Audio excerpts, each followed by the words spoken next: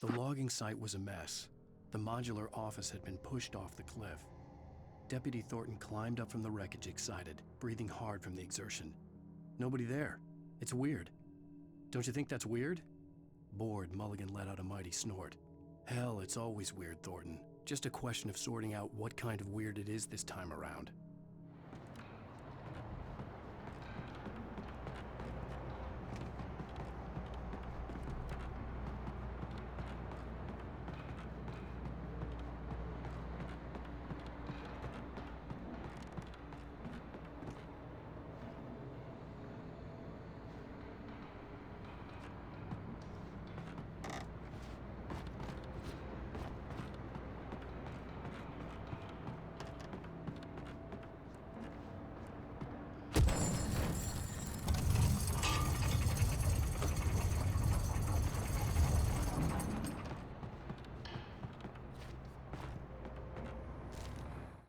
When Barry saw the darkness attack the visitor center, it made him a believer. The men Al said he'd shot, they hadn't been just locals on crank. Somehow the world had changed, like the channel had been switched without warning. You think you're watching a sitcom, and you're really watching a horror show. When the birds started attacking the cabin, Barry wasn't surprised, just terrified.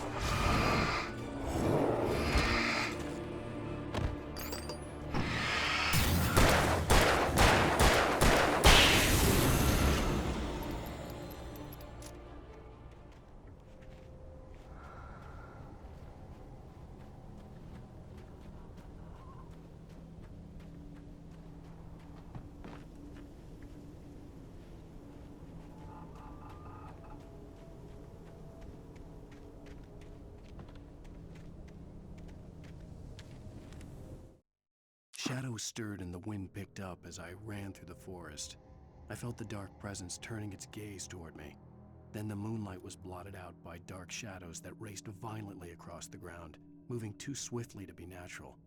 Darkness gathered between the trees and melted again to reveal the Taken. No natural path had brought them here.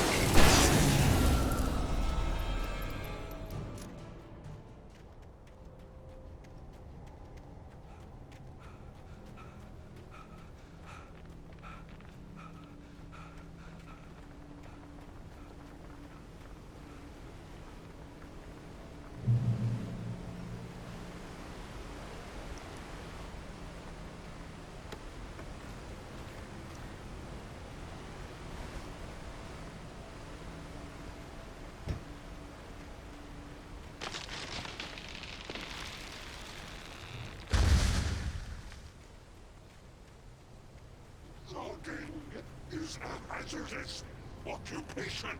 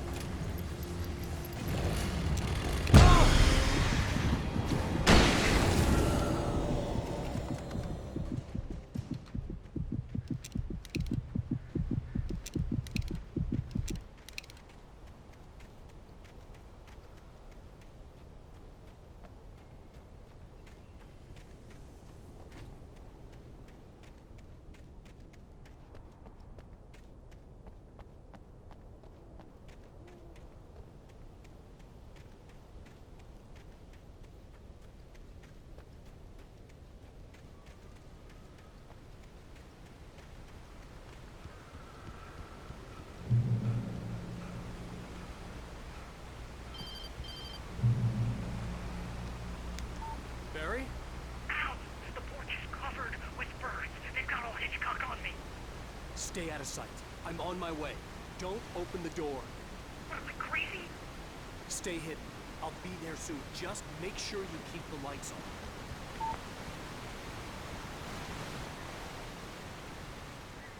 I still had to reach Barry at the cabin, but at least I was out of the woods.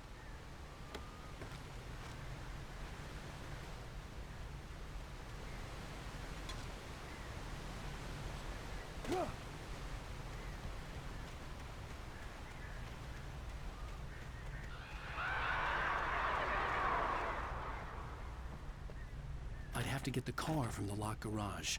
It would get me back to Barry faster, and the headlights were a welcome bonus.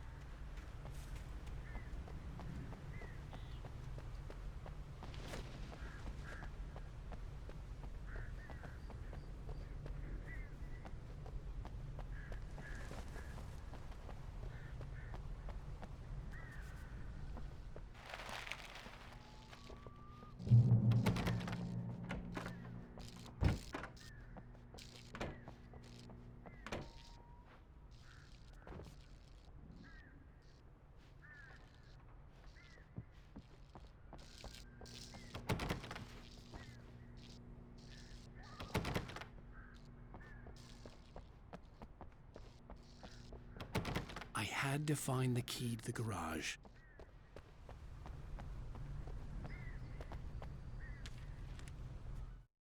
The FBI agent's command froze me in place. I considered surrender. It was all falling apart anyway. I could give in, let someone else deal with it, but it felt all wrong. Call it instinct, his posture, the way he held the gun. He was no friend. Shots ringing in my ears, I leaped for the hole in the fence and stumbled into the darkness beyond.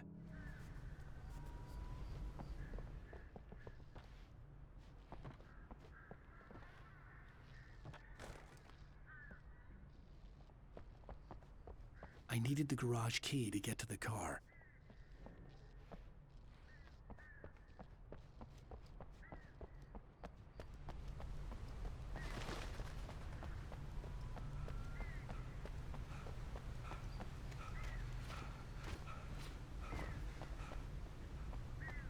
The garage key had to be somewhere nearby.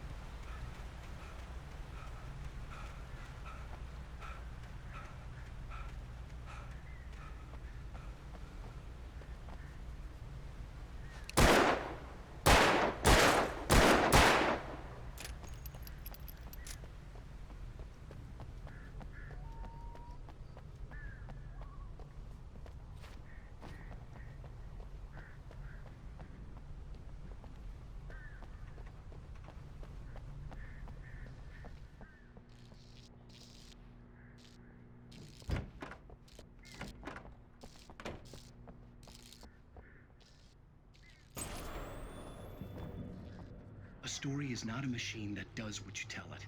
A story is a beast with a life of its own. You can create it, shape it, but as the story grows, it starts wanting things of its own.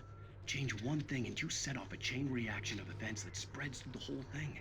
The characters have to be true to themselves. The events need to follow a logic that fits the story. A single flaw and the magic is gone. The story dies. Alice dies.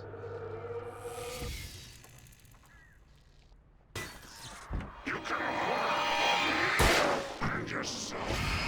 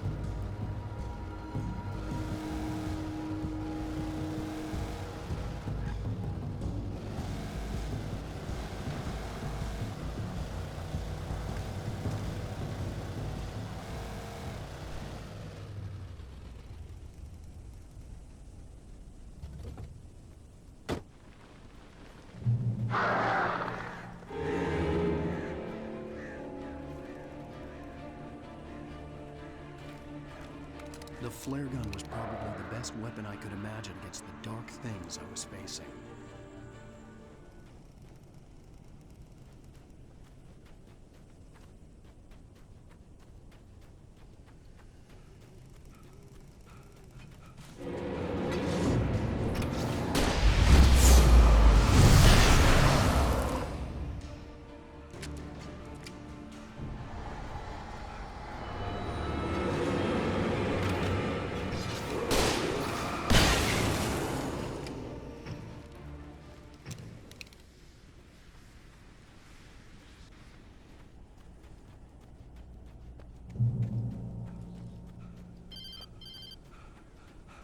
It was the kidnapper.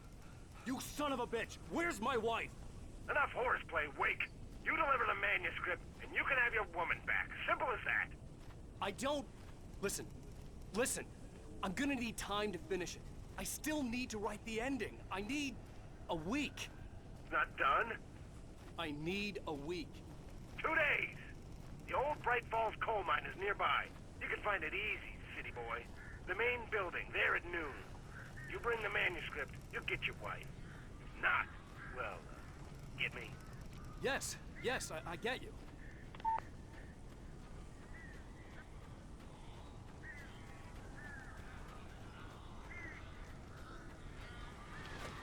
Barry had talked about birds over the phone.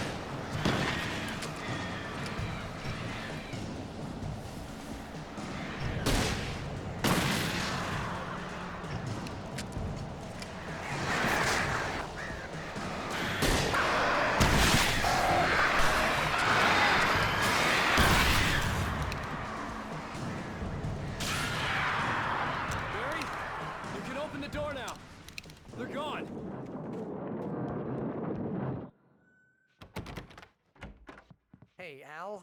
I'm sorry for thinking you were having a psychotic episode, man. I sent Barry to the town to ask around about a man fitting the kidnapper's description. He'd go through the archives of the local paper. Perhaps he could learn something. Anything about the island and the cabin that had disappeared. The man wanted a manuscript. I had to try to write him one to get Alice back.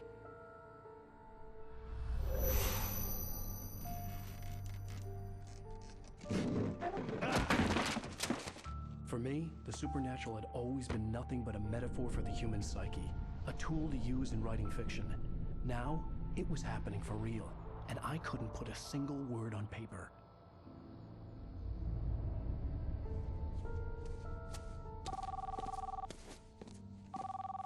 Barry Wheeler speaking. This is Rose. Rose? I found Mr. Wake's pages. Oh, you sweet, brilliant girl. Could you and Mr. Wake come get them? I live in the trailer park outside the town. We'll be there in less than an hour. Bye now. See you soon. Have a great day. Hope you come back soon. Welcome to the Oh Dear Diner. Good girl.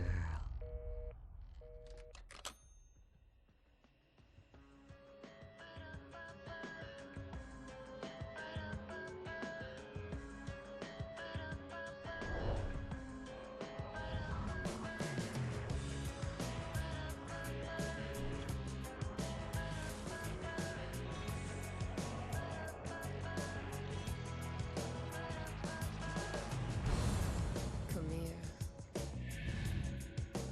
Pretty please. Can you tell me where I am? Previously on Alan Wake. How the hell did she get her hands on the manuscript anyway? I don't know. She's resourceful. I told you you were too hard on her. Listen, I found out all sorts of interesting stuff while I was digging around. Yeah. Mr. Wake, it's Sheriff Breaker. We have an FBI agent here, Agent Nightingale. FBI? He's anxious to see you. You'd better come to the station. Okay, I'll be right over, Sheriff. Let's make this quick, huh? Help you folks? Name's Randolph. I'm the manager. We're looking for Rose. Works as a waitress down at the diner. Rose, sure. Nice girl. Who wants to know? I'm Alan Wake. The writer, huh? I heard on the radio you were visiting. Well, I'll show you her trailer. That Rose, she's a nice girl. Always pays her rent on time.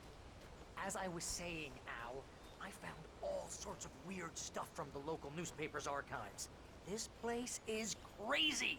Disappearances, mysterious deaths, urban legends come true, and get this, most of this stuff takes place around Cauldron Lake. Well, you ain't wrong, mister. The Indians thought the lake was a doorway to the underworld. I'm the God-fearing type myself. I don't hold with that sort of thing. Yeah, okay. Anyway, there was an island there owned by a guy called Thomas Zane. Now, some of the articles I found about him make him out to be a famous writer, but I ran a bunch of searches, couldn't find a single thing he wrote. Zane was heavily into diving, so much so that the place came to be called Diver's Isle. But the volcano under the lake erupted in 1970, and Zane went down with the island.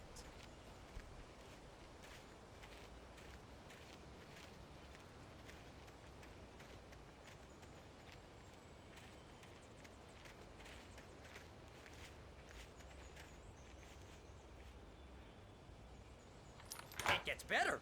A local girl, Barbara Jagger, drowned in Cauldron Lake just a week earlier. They were lovers. Sure, Jagger's a local spook story. The Scratching Hag comes for you in the dark. Childish stuff like that. Anyway, Al, I'm just getting to the best part. All of the articles about this stuff were written by Cynthia Weaver. I asked around, and she's that crazy bag lady you met. What, the lamp lady? She can be a little loopy, but she's not homeless or anything. Yeah, anyway, she knew both Jagger and Zane before they both died, and she had some kind of a breakdown.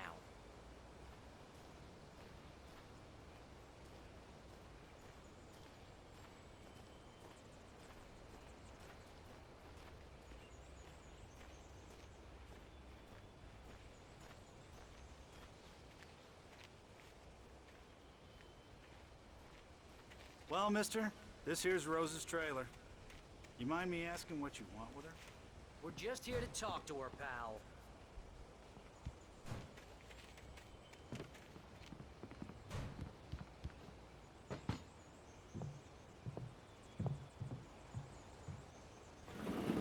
Welcome to...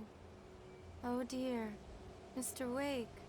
I'm so glad you're here. Rose, you have my manuscript? Oh. Oh yes. Yes. Please, come in. Hey, this is really good. Rose, Yes, my manuscript. I really need it. I understand. I know what you need. A muse to inspire you. Oh, for Barry? She doesn't have anything. Yeah, hey, Al? Al, what's... Oh... Barry! What? What?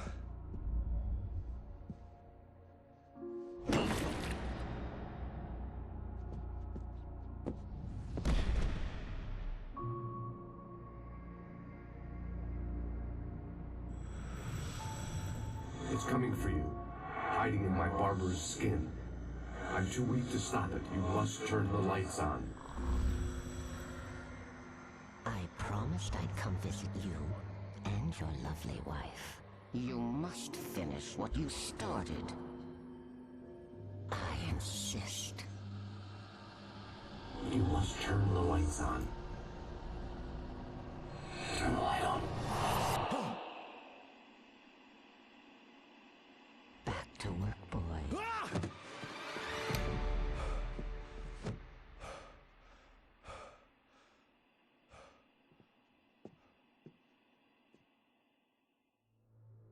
I felt nauseous, hungover.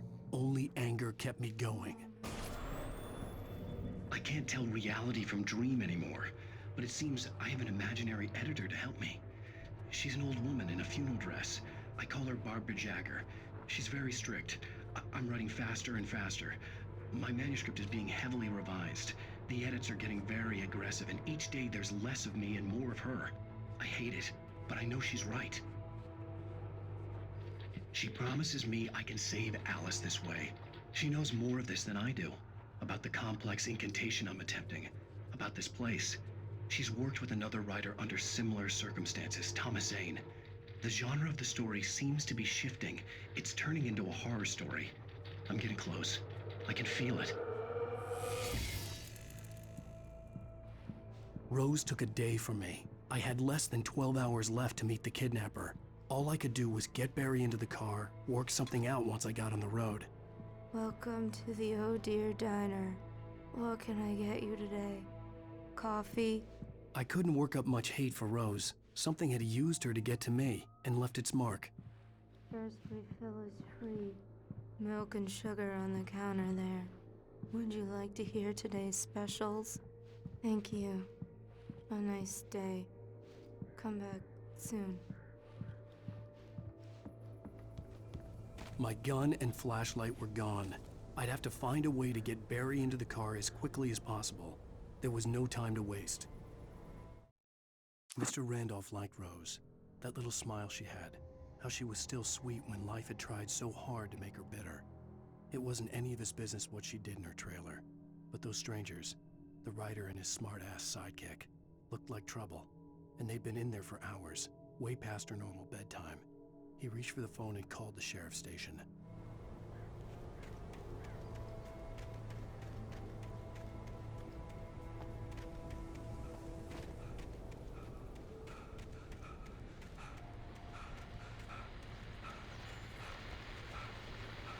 I just stepped outside to catch a breath of fresh air. Let me tell you, the weather's getting heavy.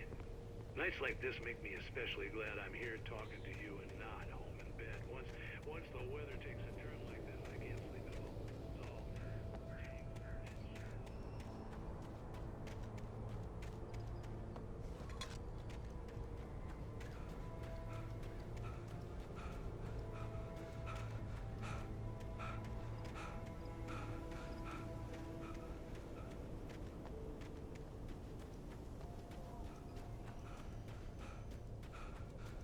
Oh, you're gonna get it now. God knows what you've done to that poor girl. This is Agent Nightingale, FBI! Get him up, Hemingway! You're under arrest! You move a muscle, I'll unload right in your goddamn face! Stay right where you are, Slane!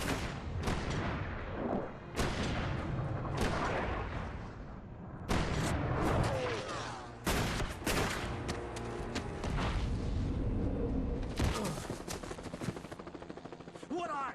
I'm standing right here, you goddamn maniac!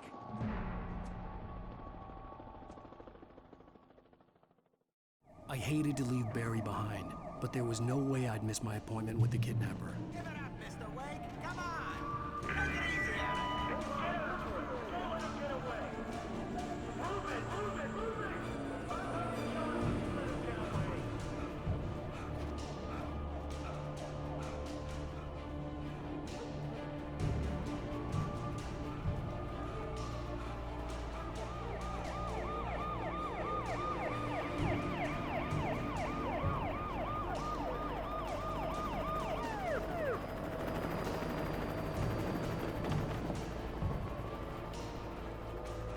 Stop running! Please! Okay, men. Keep your eyes peeled. He's gonna try to make it over here. Oh, damn.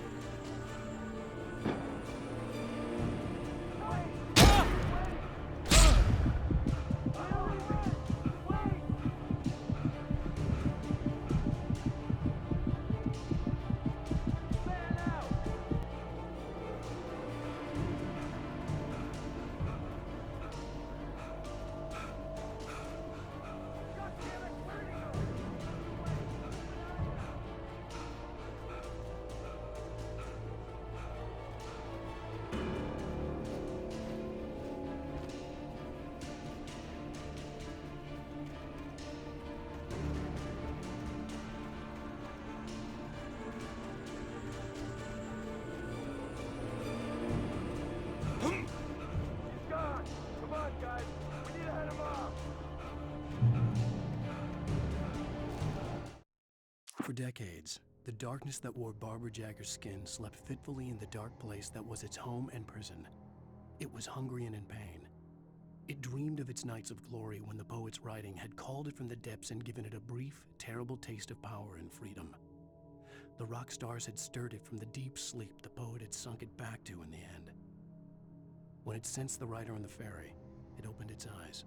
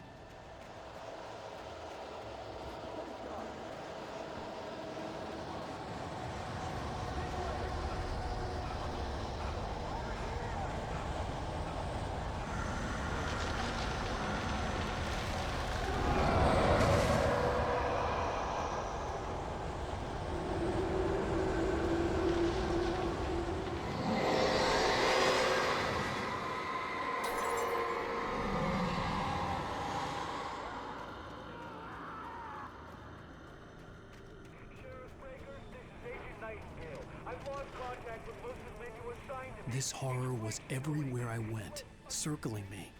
The cops didn't stand a chance. They were after a writer, not a monster.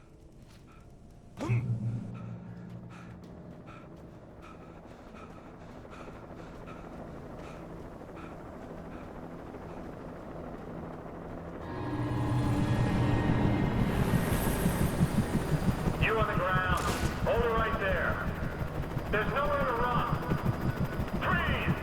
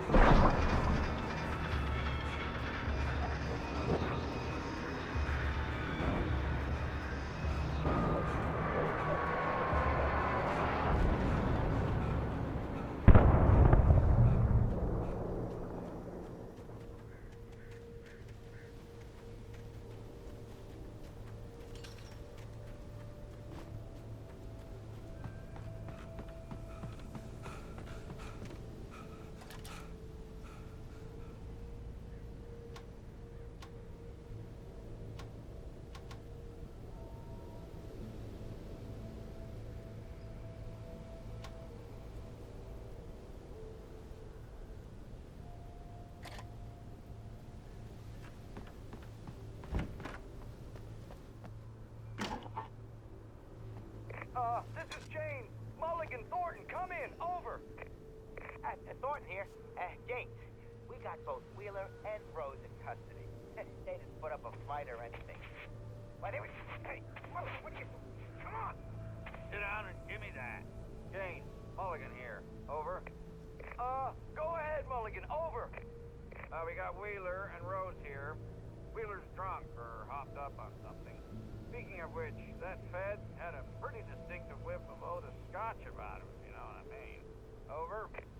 I don't have anything on that, Deputy Mulligan. Over. Well, whatever. Anyway, Rose is just being plain weird here. You better get Doc in to take a look at both.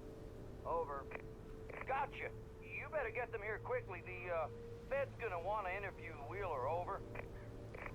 Oh, yeah, I'll bet he does. Looks like they have a lot in common. Mulligan out.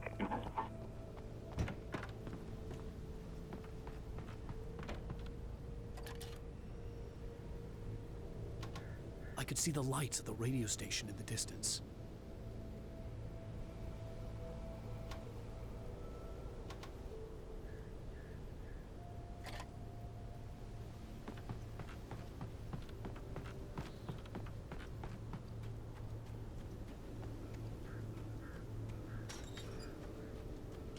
I imagined that the broadcast tower in the distance was part of the local radio station. Maine seemed like a decent guy. Perhaps he could give me directions to the coal mine.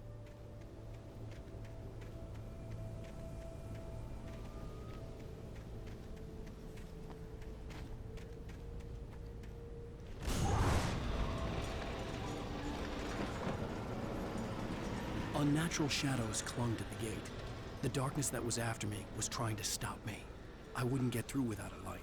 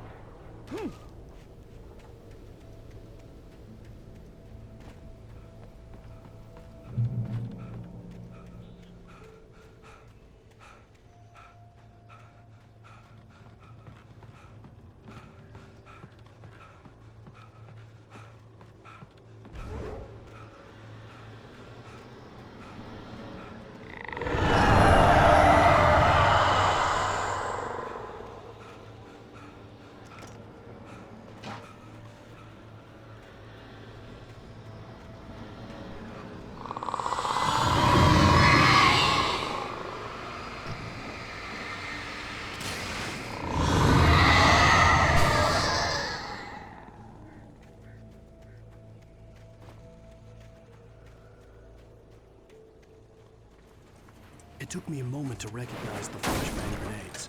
They were an ideal weapon for my situation.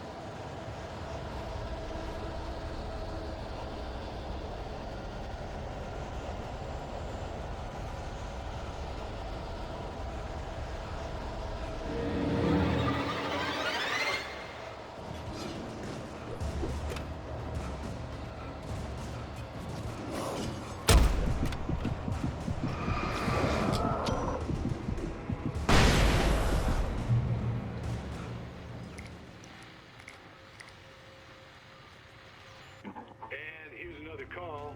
You're on KBFFM with Pat Maine. It's Bill Peabody, Pat. What's on your mind, Bill?